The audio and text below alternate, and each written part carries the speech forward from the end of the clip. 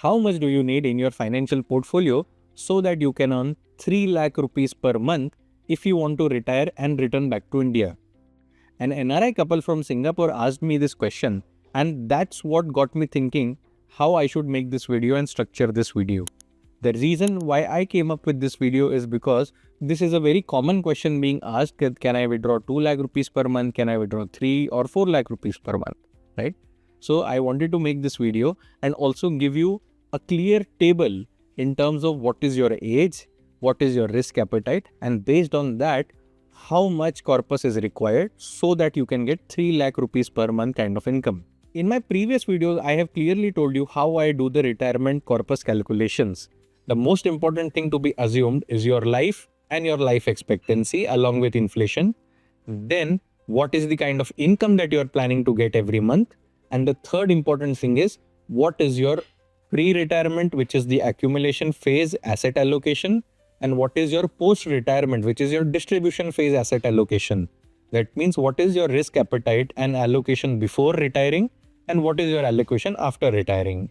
So what I'm trying to do in this video, I'm going to take 3 cases where somebody is of age 45, another age 50 and another age 55.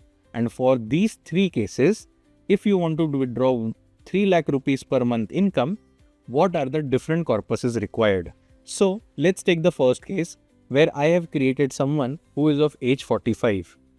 Now, if somebody is age 45 today, wants 3 lakh rupees immediately after returning back to India today itself. Now, this retirement is not 2 years or 3 years from now. It is if you immediately want to retire and get 3 lakh rupees per month, then the required corpus is 10 crores.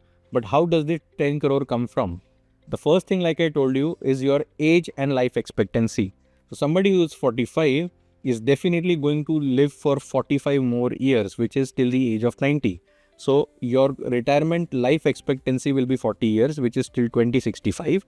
And you want inflation adjusted income for the next 40 years. Now, if the second step was, what is the income, which in this specific video is always going to be 3 lakh rupees per month.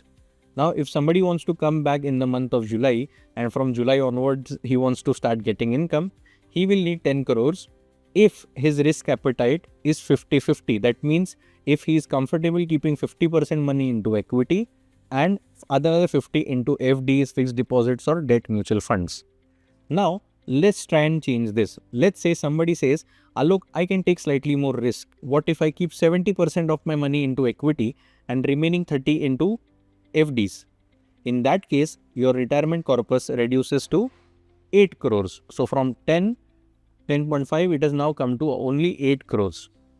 What if at the same time somebody tells me, Alok, I have never invested into equities and please give me only very less equity. I cannot take more than 30% into equity and the remaining 70 I only want into FDs. So in that situation, instead of 10.4 crores, now your retirement corpus increases to 13 crores, right? I'll create this separate table for you where you can understand if somebody is going 70-30 equity debt, if somebody is going 50-50 equity debt, and if somebody is going 30-70 equity and debt, what are the kind of retirement corpus required if your age is 45. Similarly, let's take the example of somebody who is 50 years old. So if you are 50 years old, your life expectancy is 5 years less than the previous case. So in 2060, you will be of the age 90. That means your withdrawals will be lesser than what the withdrawals were in the previous case. Now, again, in this situation, we have assumed a 3 lakh rupees per month income. And on top of that, we are assuming a 50-50 equity debt split. What if now somebody says, I can take good volatility. I am okay putting most of my money into equity. So why not make this 70 and the FD part as 30? In this case, your retirement corpus reduces from 9.5 crores to 7.6 crores. That means if you have 7.6 crores, if you are 50, if you're coming back to India today and want to retire with 3 lakh rupees per month, it's very much possible. At the same time, if somebody tells me, okay, Alok, I cannot take risk, please don't give me more than 30% into equity and tell me what the corpus is required. In that case, from 7, it goes to almost 12 crores, right? So for age 50 also, we'll see these 3 scenarios where the corpus required will be somewhere around 7, 9.5 and another 12. And again, if we go to somebody who is 55-year-old and he wants 3 lakh rupees per month with a 50-50 equity debt split, his corpus comes to 8.5 crores. Again, because his life expectancy is only 30 years, his corpuses are always going to be lesser than the corpuses in the previous case. So if you see in this situation, if somebody says, Alok, I am all good to do, I have enough properties, enough inheritance coming in, I don't worry about putting most of my money into fixed deposit, please give me at least 70% into equity. In that case, your corpus reduces from 8.5 crores to somewhere around 7 crores.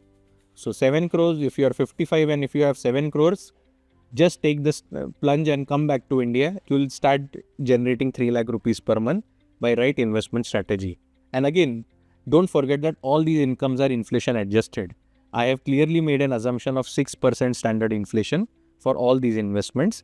I have assumed that equity as an investment after taxes can give us 12% return and debt instruments after taxes will give us somewhere around 4% return.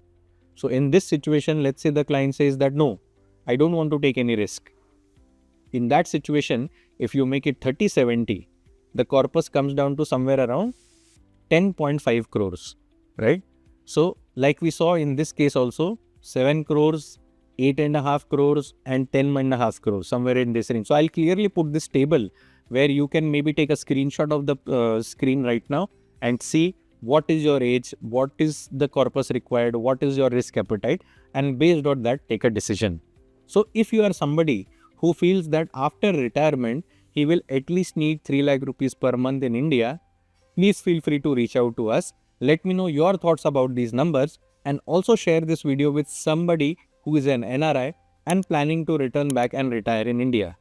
If you like this video, please join my NRI only WhatsApp community, for which the link is in the description below, and reach out to our team if you need any help from our side, because personal finance is more personal than finance and every person has a different number, different circumstances.